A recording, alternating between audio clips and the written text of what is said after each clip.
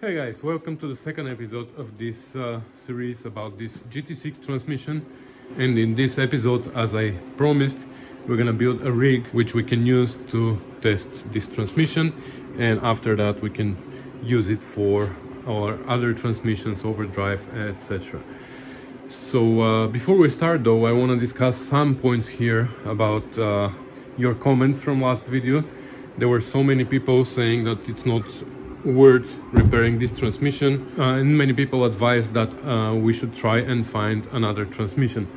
Well, I'm a little bit against it, because another transmission, you never know what's in it. You take it, you open it, and you find the same thing. So it's up to the owner. I'm gonna call him and we're gonna discuss this. My opinion is, if it was my transmission, I was gonna totally rebuild it, because then I was gonna know what I'm dealing with. I was gonna know that everything was checked and whatever I put in my car is 100% rebuilt. So anyways, if the owner wants to find another transmission, that's fine.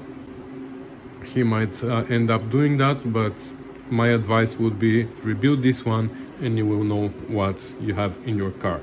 Somebody said also something about this number, that it doesn't match GT6, because supposedly GT6 transmissions started with KC and this one starts with GR, which makes it a Vitesse transmission.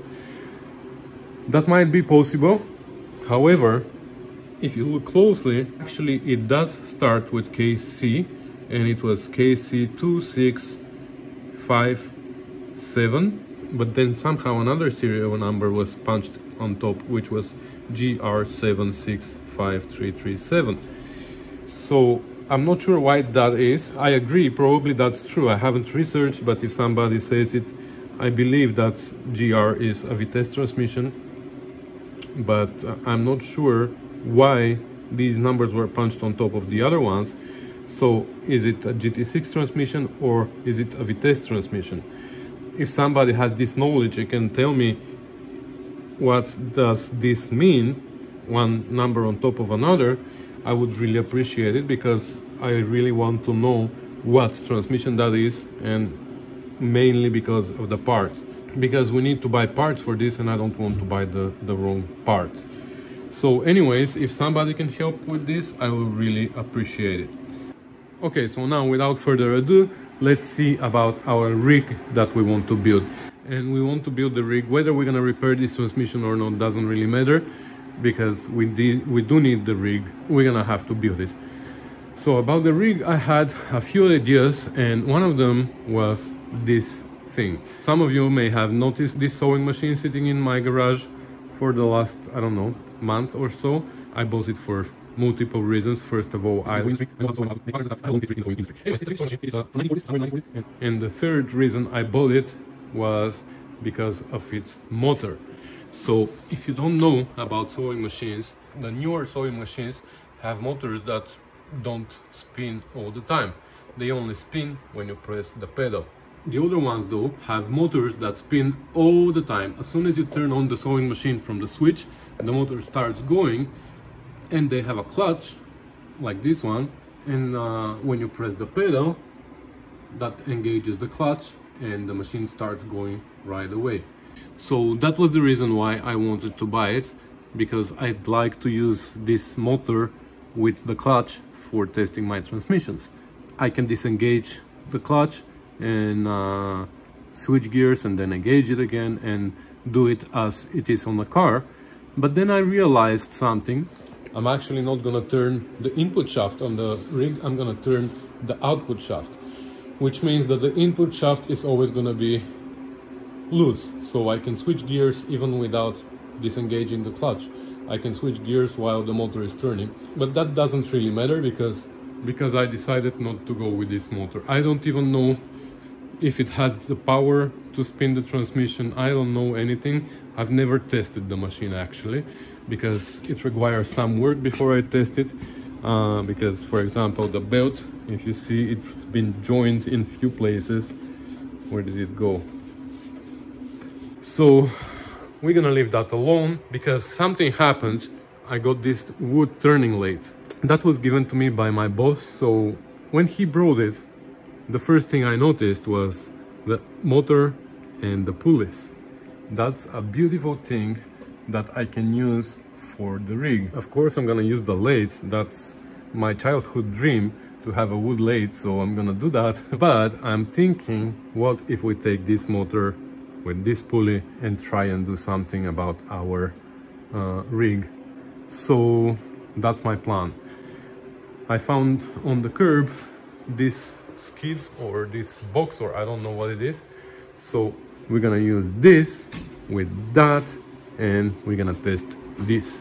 Okay, so the motor and the pulley are on the table, so that's great because we're gonna be able to change speeds depending on what we want. We can switch gears. First of all though, we have to determine and see in which direction this motor spins. That's kind of obvious when you look at the lathe, but just in case, I want to power it up and see if it turns and which direction it turns into and everything else. But just like the sewing machine, we need to change this plug first of all, and second, I see something happened here with the cable, and here looks like it is pretty old, but I'm gonna trust it for now. But I'm gonna shorten it, I'm gonna cut it here. The rest of it looks pretty good. So let me change the plug and we're gonna test it together. And let's test that. Is it gonna smoke? Let's take this, let the smoke out.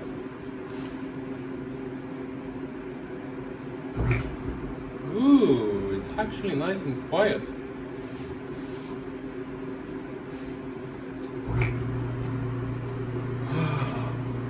Look at this. I hope it has enough power to turn the transmission. Oh, it's 1/4 horsepower. A 1/4 horsepower. I hope a 1/4 horse is enough to pull our carriage. Anyways, it spins which direction? It spins counterclockwise. Now, which direction does our transmission need to spin? It spins clockwise if you turn this way, and if this spins counterclockwise, it has to be like this, and now our transmission needs to be like this, right? If we want to put the pulley like this, how is this gonna happen? We don't know. Now we have to figure out how to attach the pulley. So we have to mount the pulley like this, which I think is gonna be easier anyways. So the big one matches the small one there, and the small one matches the big one. Because if we mount it this way, then we have to switch the motor the other way around. Then we have to put the motor like this, and then it's gonna spin in the wrong direction. Then we have to figure out if we can reverse this motor, but I don't think it works because I think this is a good idea. We're gonna put it like this, and we're gonna put this pulley like this somehow. So let's figure out an adapter for this. So my first idea was this. I was thinking if I can use this, only this old rusty jaw puller or whatever that is, and just bolt it with 2 bolts to the flange, and then through the center run a bolt backwards and put a nut here and just attach it like this here. But that's not really reliable. First of all, this has been welded. Well, I don't think there's gonna be too much torque here, but anyways, I don't know how I'm gonna center it. Oh, even if it wobbles a little, it's not a big deal, but that would work. That would work, but then I came up with a better solution actually, which I don't have here, but I have at work.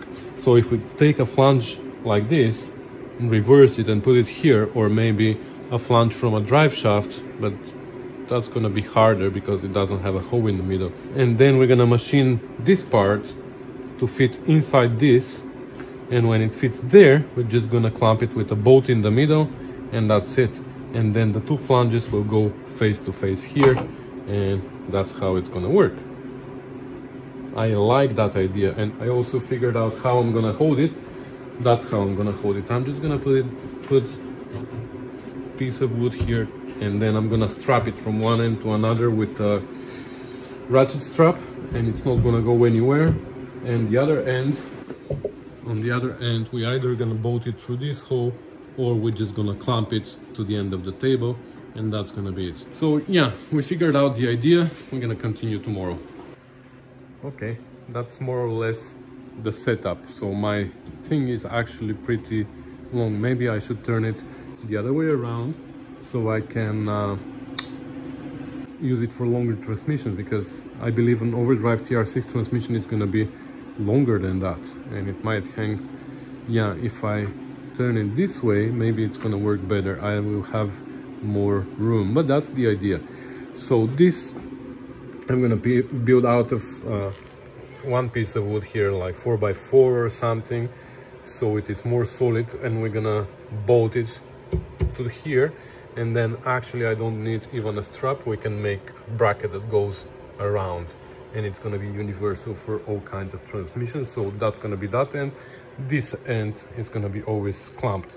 So that's the transmission mount. For the motor, we need to be able to tighten the belt and loosen the belt, right? So we're going to put it on a hinge, just like it was on the lathe. Actually, we can just take this hinge. You see? We're gonna mount it on this hinge. We're gonna take it out from here. We're gonna mount it on the hinge, and we're gonna be able to loosen and tighten the belt as we wish. I like it when my idea comes together in my head. Alright guys, it's the day after, and I have here a full box of goodies, and I'll show you what I have. Oh my god. So this is,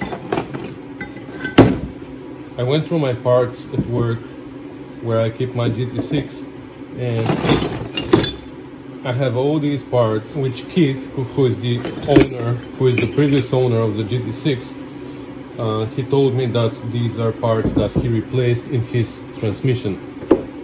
So there's everything we need. Of course, these are all used, so we're not gonna use most of them, but some of them we can use. For example, the synchro rings we're not gonna use, even though they don't look bad, but I believe it's a good idea to put brand new ones. We have gears here. I don't know which one this is. This is the speedometer gear, and it looks okay. I don't know why Kid changed them. He just had the transmission apart and decided to change everything. Kids, did you just build new transmission? Wow, look at that. This is the reverse gear, I guess. And it looks all chewed up.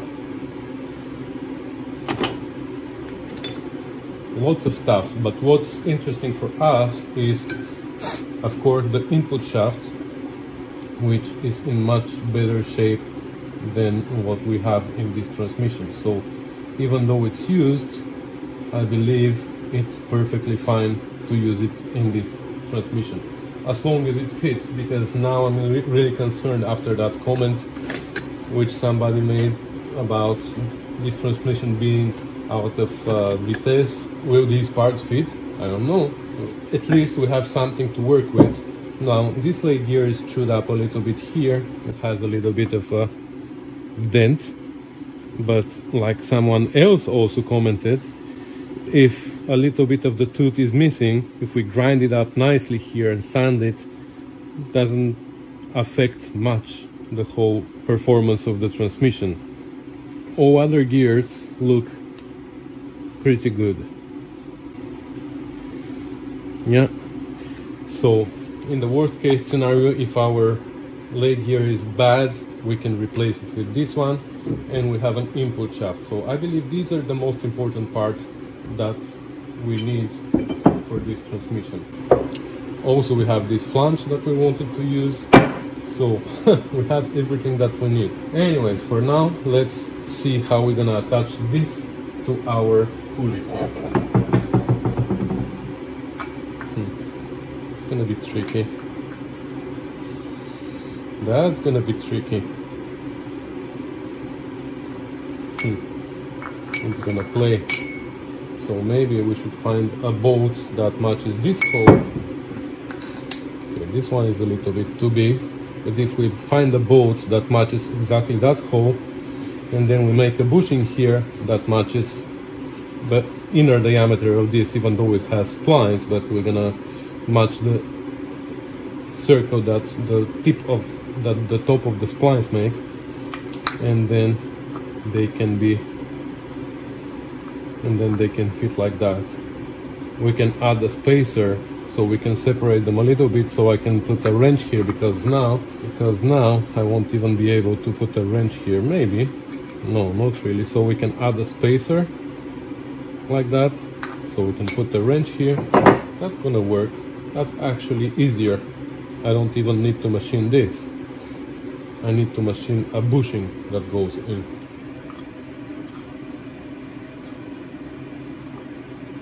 Okay, perfect. So we have one side. Now we need this side, right? Even though, now I figured out something else. Maybe we should mount it this way.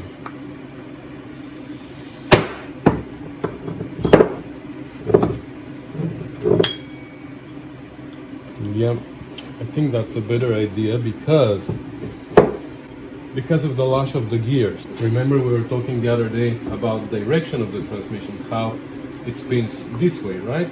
So our flange spins this way also, which is clockwise looking from the front of the transmission, and that's why we set the motor this way so it can turn it this way. But I was thinking, if we are actually spinning it from the rear end and we're spinning it this way, so now we're gonna actually do the opposite end of the teeth, because if let's say this is the front shaft and it's pushing this way, always the bottom of this tooth and the top of this tooth are gonna be meshed and they're gonna get worn. But now if we try to spin in the same direction from the back, now the rear shaft is gonna be pushing, and now all of a sudden the bottom of this tooth and the top of this tooth are gonna get worn. You know what I mean? So maybe we should spin it in reverse way from there, so we can again test the exact same pairs of teeth that were meshed. So that's how our setup should be, because our motor turns counterclockwise if you face this way. That's how it turns. And if we put our pulleys like that, to match the big one to match the small one, it's gonna turn this way, which is exactly what we want, the opposite of the natural direction of the transmission. And it's much easier for me to work here with bolts and on the flange and everything. So I just need to make a bushing for here and we're gonna be done. All right, as usual, 15-minute job turns into 2 days job sometimes, but it is what it is. I had to do some other stuff in between. Anyway, so that's what I've done so far. I drilled and tapped a hole here for a set screw. This set screw is gonna go there. Oops, it's alive, don't tell anyone. So that's my set screw that is gonna hold it to the shaft. The shaft is this, and I made 2 flat spots here for the set screws. So how it's gonna go, where are my bushings? Okay, these are my bushings. These are actually nuts, don't tell anyone. Okay, so that's how it goes. Then this is gonna go here, and the set screw is gonna tighten it at the flat spot. I have to put our other bushing first, which is another nut, don't tell anyone. Okay, so now we can tighten this. So that's gonna keep it from spinning. And then this goes here. And even though we flatten the threads here a little bit, we still have enough for this nut to go at the end. I was thinking to reduce the size here and do the next size thread, but I don't think it's needed. I tighten it, it's pretty tight. There's only actually two small problems. One is that I lost the set screw from here, and I can just use a regular screw here because it's inside the groove for the belt. And the other problem is this head of this bolt is sticking a little bit too far and it's hitting right here. So I need to reduce this head by at least 1/4 inch, if not a little bit more. So I'm gonna make the head a little bit shallower on the lathe, of course, and we're gonna have to shop for a screw. But other than that, we're almost ready. All right, so this is what we have. I found another screw, which is weird with the Phillips head, but still fits there and it's gonna work. So this is how we're gonna have it. I machined this a little bit, so the profile is a little bit lower now. And this is one bushing for one side.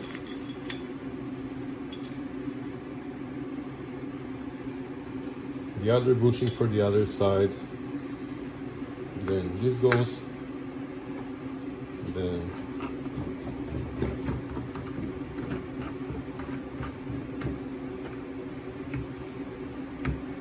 and once this is tight, we're gonna tighten these two screws and we're done. And then we can mount it here. All right, it's all tight here now. These screws are tight and we can spin it from here. Looks like it's a little wobbly. I don't know where that comes from. Is the bolt bent? Looks like the bolt is bent. Anyways, it's a little wobbly, but it's not that important. We're not going to spin it with 10,000 RPM. It's going to be, I'm guessing, somewhere between 600 and 800 RPM. That's just a guess. We will actually measure that. I also bolted this to the base. I have screws down there. And so that's solid here. I also put a screw here. There's an original hole there. I don't know why, but it's not very solid. But we can do just a quick test in neutral to see if everything works. I also put the motor on a hinge. This hinge came with the lathe over there, the wood lathe. So the motor was originally mounted on it. So I put it on, and this way it has possibility to be tightened, the belt to be tightened. I put it in such a way that the belt is holding it a little bit in the air. Let me see if I can do that one-handed. Oops, yeah, almost pinched my fingers. So now if you can see, the motor is in the air, and its own weight is actually tightening the belt, which is good. And also there's going to be a possibility for slip. If something happens there, for example, it's going to slip here, so it's not going to be over tightened. So let's see if that works. I know there's no oil in the transmission, but it's not dry either. It spins nice and smooth, so we can do a quick test. Okay, I don't know about you, but I'm staying away. You can stay there if you want. So let's see what happens quickly. Ooh, it jumps.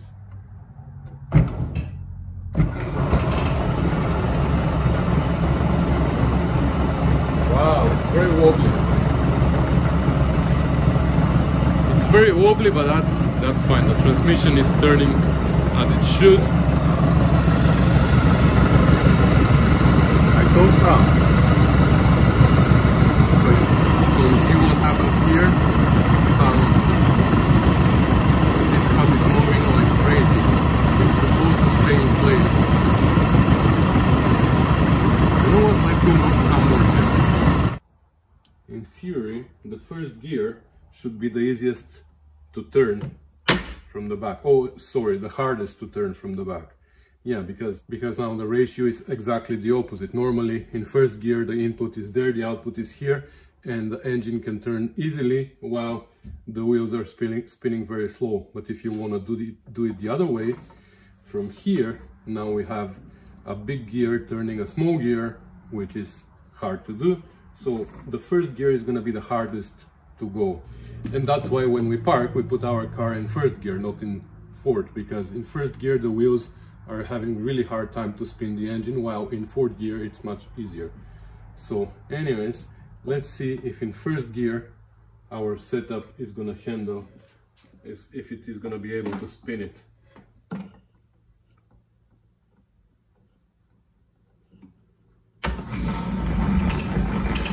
Oh, it actually goes. The belt slips a little.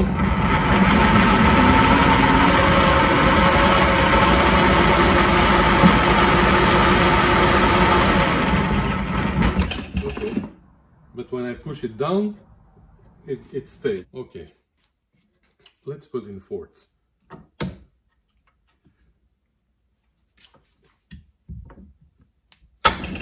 So now the motor should be able to handle it very easy, because now we have a direct transmission of the torque, which means we don't have gears, we go straight.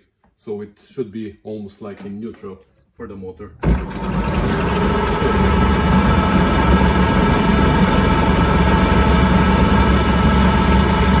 Let me try something, don't tell anyone.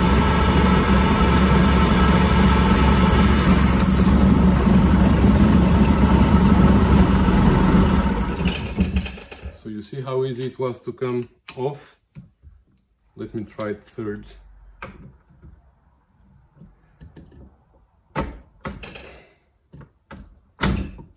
Okay.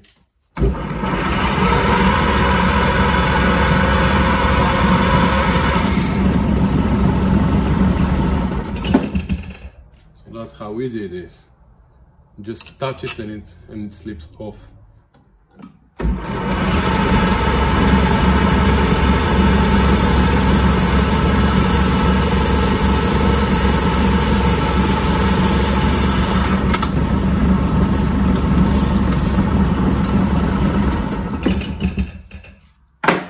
Okay, so we can say that the gears, as gears, work well. The only problem is that this hub is so loose. So maybe, I don't know, someone said, and I agree with that, that even if some of the teeth on a gear are bad, that doesn't mean that the transmission is bad. I mean, we have some bad teeth here, but what if we grind them nice and smooth, just so they don't create any more damage, and just leave them there? I don't think that's a big issue. I think the only thing that we need to do is fix that hub. I mean, whatever keeps it in position here, like this one. I don't know, that's a possibility, just in case, you know. But anyways, I'm gonna talk to Barry about that. He is in touch with Rimmer's brothers in England regarding this issue with the number here, to figure out if this is a GT6 transmission, or it is Vitesse, or it is Herald, or whatever transmission this is. I already determined that the teeth don't match the GT6, but maybe that's also a possibility if we use my input shaft. But then we have to use all the gears. Let me see if I have all the gears. Another possibility is to use this set of gears that I have from that transmission that Keith rebuilt, because this is for sure, these are gears for a GT6, and I'm assuming the rest of the parts are universal for the different transmissions, because it turns out this case is for transmissions for Vitesse, Herald, GT6, and I don't know what else. Just the ratio of the gears is different, but I'm assuming that the rest of the part will be universal. For example, the hub with the synchro rings match this gear, you see? But here I have a smaller gear, and here I have a bigger gear on the input. The only difference between these two input shafts is this gear. This gear is matching this gear, and it's the same for third, let's say. This gear is smaller than this, but the outer gear is the same as this one. Let me see second. second is the same, looks like. I'm not really sure, there's no way to tell, it needs to be precisely measured, but if someone knows, let me know. I believe that's the thing. Only the gears are different, but the synchro hubs and everything is the same. Maybe I can go on the website and check that and see if the synchro hubs are universal for all these transmissions. So that's another thing to think about. So anyways, I'm glad that the tester works. I'm gonna call it a video here, and I'm gonna get in touch with Barry again and see what his decision is gonna be once we decide what to do with this transmission, whether to buy all new parts or maybe just buy the rebuilt kit and use these gears. Whatever we decide, I'm gonna let you know, and then we're gonna have another video. It might be a while before the next video of this series, but now that I have this rig, I can actually test my GT6 transmission with overdrive that I bought, and I never tested. It's been sitting now for 2 years and I don't even know if it works. So now we can put this to the side until we figure out what we're gonna do with, and then test mine. So that's gonna be another video that I'm looking forward to, and I hope you do too. So anyways, thanks for watching, guys. Thanks for commenting and subscribing, and stay tuned for more videos from Rusty Beauty's shop.